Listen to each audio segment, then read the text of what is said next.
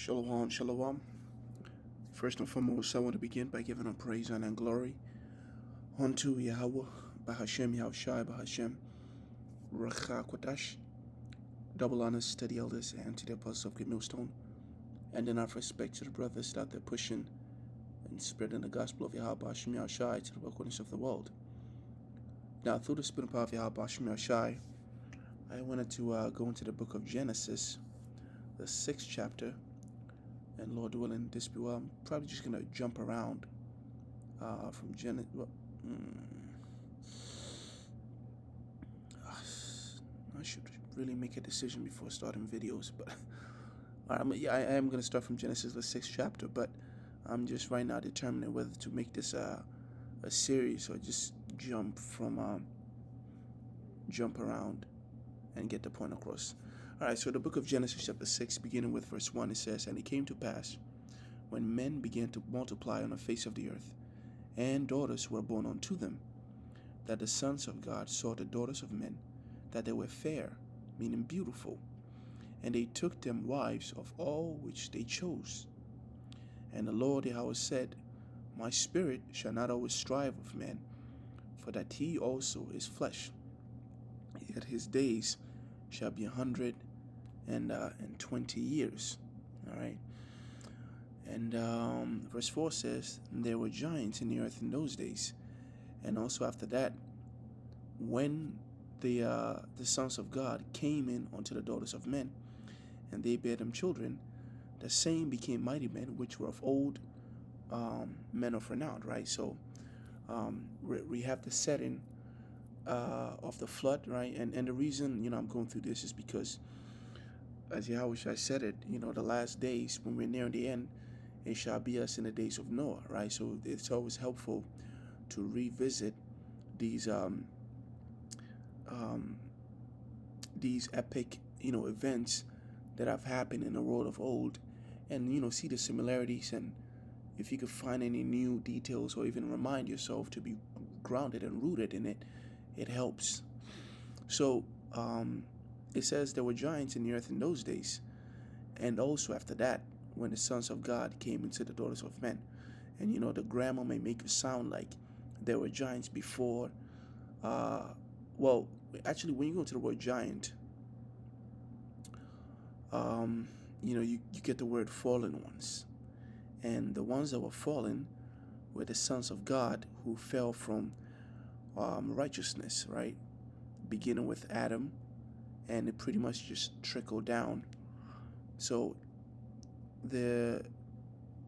when you talk about the context of Genesis, the 6th chapter, that's the most appropriate use of the word giant. So it says giant, Nephilim, which is properly a fella. A fella is when you fell something, you cut it down like a tree. It talks about in the book of Isaiah, the 14th chapter, if I'm not mistaken, where it says, since thou art gone down, no fella has come up against us. So a fella, you see why it's associated with the word bully, a tyrant, all right? When you also go into the root word of that, it means to overthrow, to lay, right? To loss, to fall away, right? And that's the word here. To fall of a violent death, to be cast down. And that is that represents Israel, right? Before we were known as the descendants of Israel, we were known as the sons of God. And we fell away from that first estate, that glory that we had, because we were wicked, pretty much.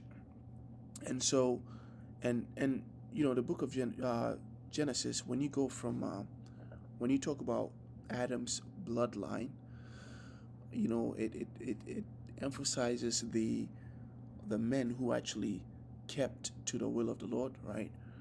And that's why we eventually come onto Noah, right? You have Seth, you have Enos, and the scriptures even says because of him, that's when men began to call on the Lord. So just because that line was emphasized in the scriptures, that doesn't mean there weren't sons of God on the scene at that time, right? The scriptures even tells you that Adam had many children, many sons and daughters, and it says there were giants in the earth in those days, and also after that, when the sons of God came into the daughters of men, and they bare children to them.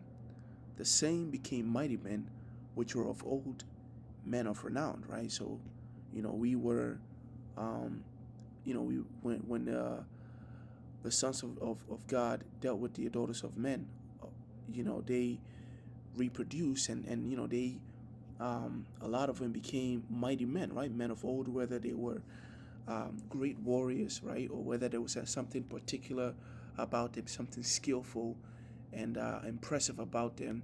That was usually because they came from the bloodline of the sons of God, right? And then, but the scriptures even goes on to tell you that even the sons of the wicked, they were also doing things, right? So the earth was very busy at that time, contrary to popular belief, where it makes it sound as though there was only one family on the entire world at that time, but it wasn't so. Um, so there were giants, right, which we broke that down in the earth in those days, and also after that, when the sons of God, so before the sons of God went into the daughters of men, there were giants in those days, which were wickedness, and also after that the same thing. Verse 5, it says, and God saw that the wickedness of man was great in the earth. And this is why, I say the context of giants is best when you look at it as fallen ones, right? Those that are fallen from glory, because Genesis, the 6th chapter, emphasizes on the wickedness of men and how eventually the Lord declared the judgment, which was to drown them and start all over with Noah. So verse 5 says, and God saw the wickedness of men, and he saw that the wickedness of man was great in the earth, and every imagination and the thoughts of his heart was only evil continually. And it repented the Lord Yahweh that he had made man on the earth, and it grieved him at his heart. And the Lord said, I will destroy man, whom I have created from the face of the earth, both man and the beast, and the creeping thing, and the fowls of the air, for it repenteth me that I made them. It's very interesting. Let me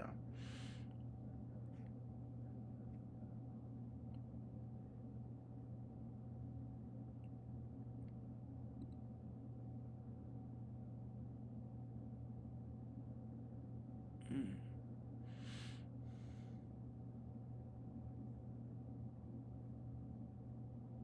Yep. I just found it interesting because I was just on a conference call with the brothers, and we actually went into the creeping thing. But it's a different topic. I'm not gonna get into it. So the Lord said he was going to destroy everything, both man and beast, and the creeping thing, and the fowls of the air, for it repenteth me that I have made them, right? But Noah found grace in the eyes of the Lord Yahweh. These are the generations of Noah. Noah was a just man and perfect in his generation, and Noah walked with God. And Noah begat 3 sons, Shem, Ham, and Japheth. The earth also was corrupt before God, and the earth was filled with violence. Right? Another reason when we went into it, it said a tyrant, a bully. Okay, the earth was filled with violence, and God looked upon the earth, and behold, it was corrupt, for all flesh had corrupted his way upon the earth. And God said unto Noah, the end of all flesh is come before me, for the earth is filled with violence, and through them is filled with violence through them, and behold, I will destroy them with the earth. Make thee an ark of gopher wood. Rooms shalt thou make in the ark, and shalt pitch it within and without with pitch.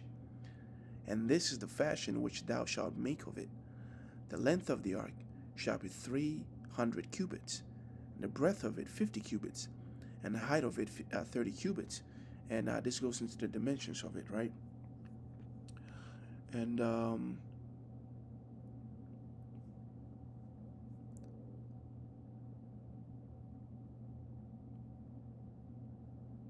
Right.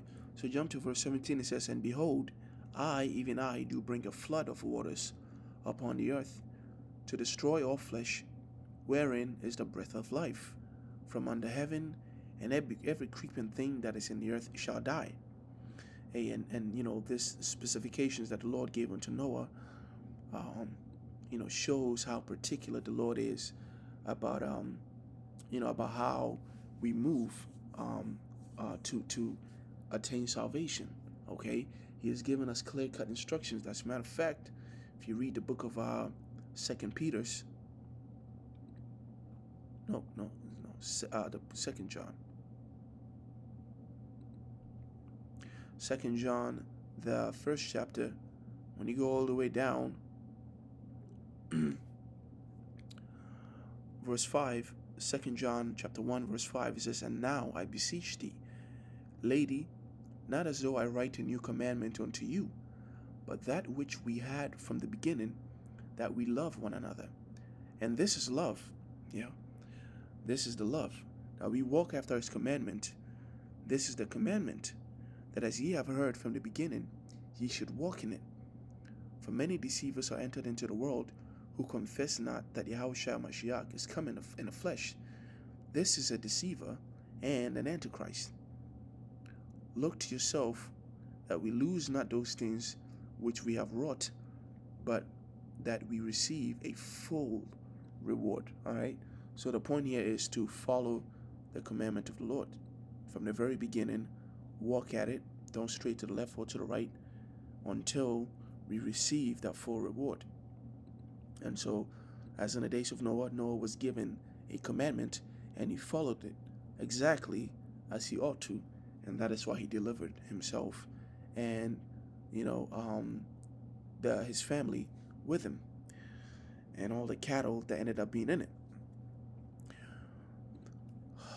The book of Genesis, the 7th chapter, verse 1, it says, "And the Lord said unto Noah, Come thou and all thy house into the ark, for thee have I seen righteousness before me in this generation. Of every clean beast thou shalt take to thee by sevens, the male and his female, and of the beasts that are not clean by two, the male and his female." And this is very interesting. Genesis chapter 7, verse 2. This is there was a mention here of clean and unclean animals, and this is proof that Moses didn't simply copy the law, from the Code of Hammurabi. They like to say that the law that Moses got was pretty much just different aspect of heathen laws that are recorded in secular history. But what they don't understand is that the laws existed from the very beginning, from the foundation of the world, that was given first through Adam. All right, and he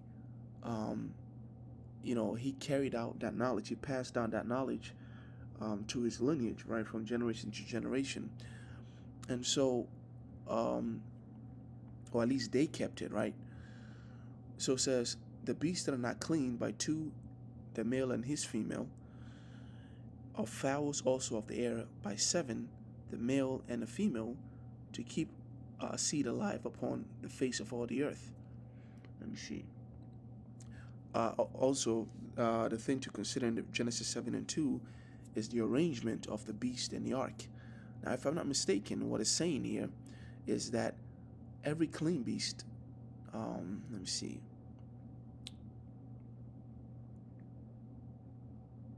Right. So when you have a clean beast, actually, this is actually, let me read in a different translation, because now there's two possible scenarios in my head.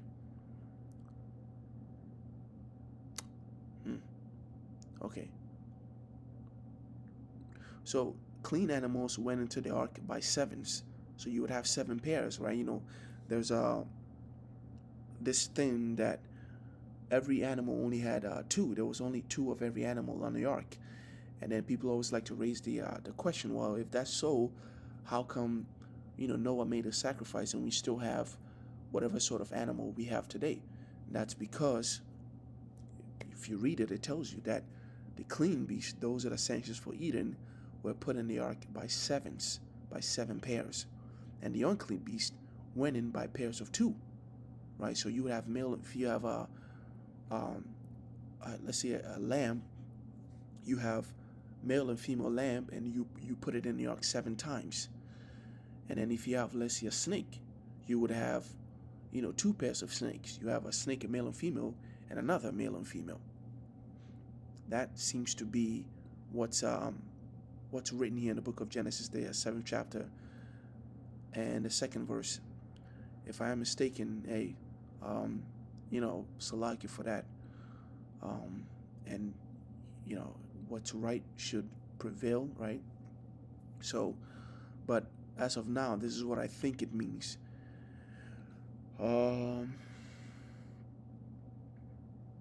So Genesis chapter 7 verse 4, it says, "And yet 7 days I will cause it to rain upon the earth 40 days and 40 nights, and every living substance that I have made will I destroy from off the face of the earth. And Noah did according to all that the Lord Yahweh commanded him.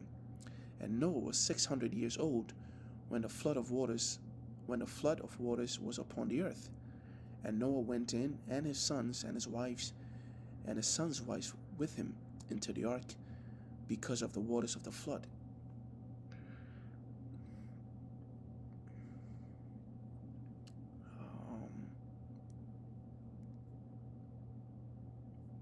So when they went into the ark, Genesis 7 and 10, "And it came to pass after 7 days that the waters of the flood were upon the earth." Right. So when Noah went into the ark, I think it shows you in this movie, Noah. I think the most recent one to date was they showed you how they had to race and run into it and close it before the flood really comes in. But that's not scripture. That's not what the scripture says. They were well in the ark. They had days to rest and think and meditate until the day, right? Which actually even shows you the faith, that they had to have. Because here it is, the ark is done. You're in. All the beasts are in your families, and you close it, and the Lord gives you 7 days. 7 days, nothing happens. First day comes by, second day, third day, fourth. The Lord said it was going to rain. I mean, we're in here. Now imagine you are Noah's son, or the wife of Noah, and you sitting here with him, and you're thinking, oh, should I leave? Should I stay? And this is all a test. A lot of people who forsook this truth, it was because of this, that impatience. When things seems to be inconsequential, that's when they deceive themselves into making stupid decisions. But if you stay true to the Lord, after 7 days, after a complete amount of time, right, he makes true on his word manifest. So Genesis 7:11 says, "In the 600th year of Noah's life, in the second month, in the 17th day of the month, the same day were all the fountains of the great deep broken up, and the windows of heaven were opened. And the rain was upon the earth 40 days and 40 nights."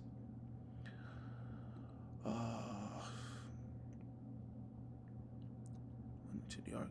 So the flood came when Noah was 600 years old. And I think, let me see.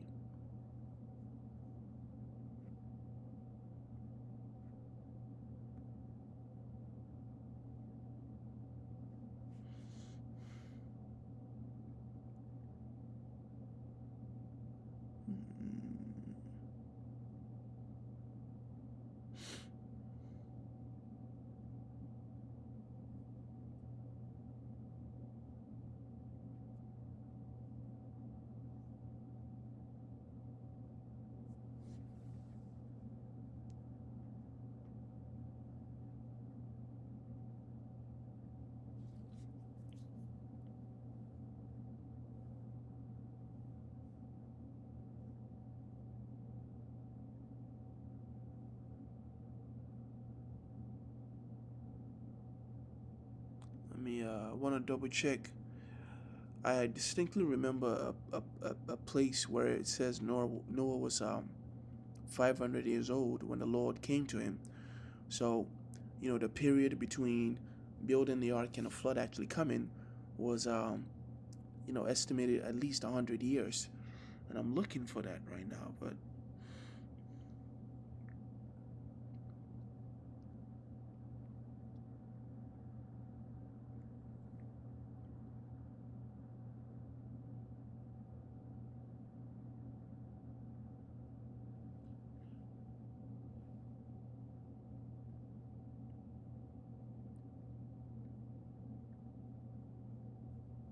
hmm.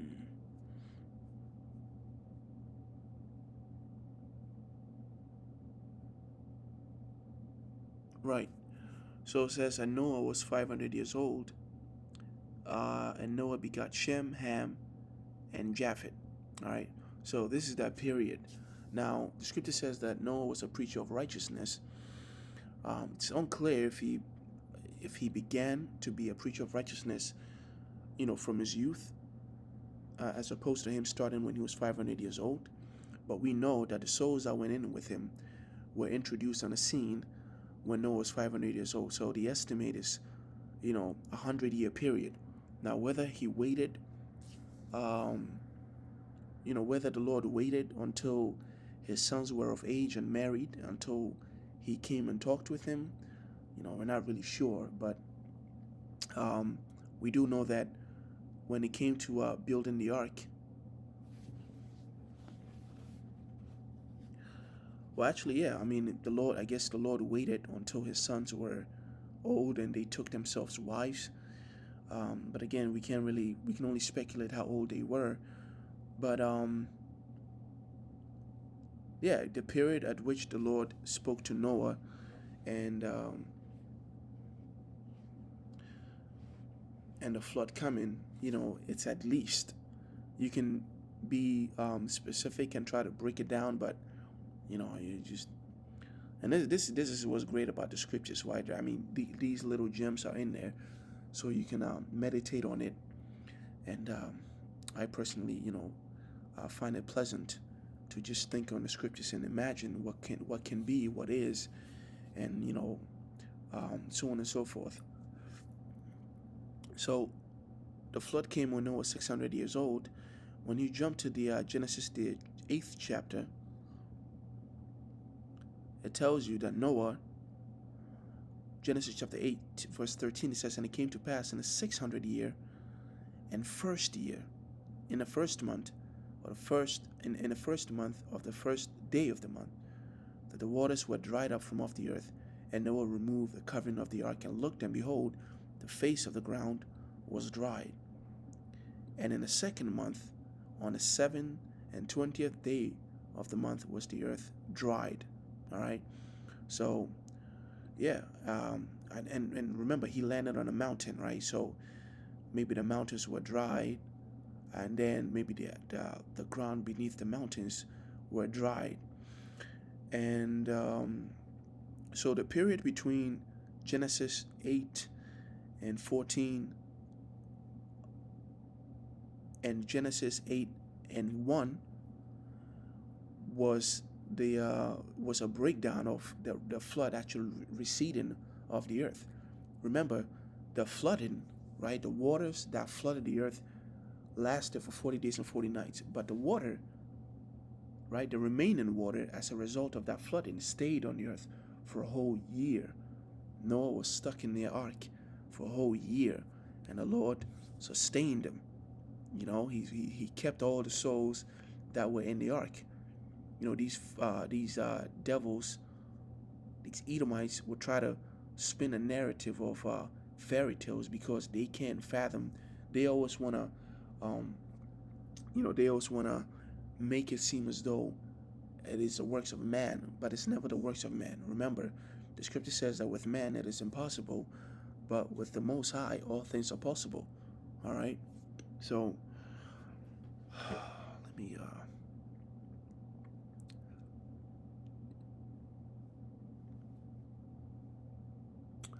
Actually, it's from Genesis 7 and 17. I'm gonna hold off on that and do the next video that I do. I'm gonna do it on that.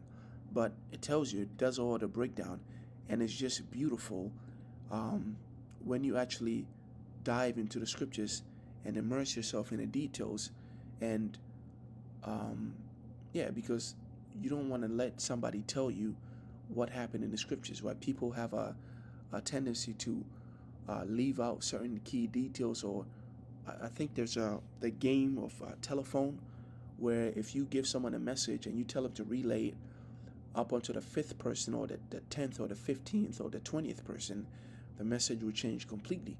So it's always important to dive into the source and look into it, right?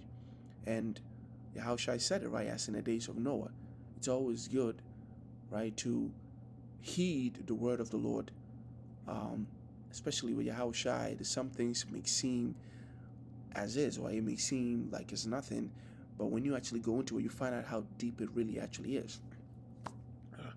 So I'm going to end right there. In closing, I want to give all praise, honor, and glory unto Yahweh, Bahashem Yahushai, Bahashem Racha Kodash. Until next time, Shalom.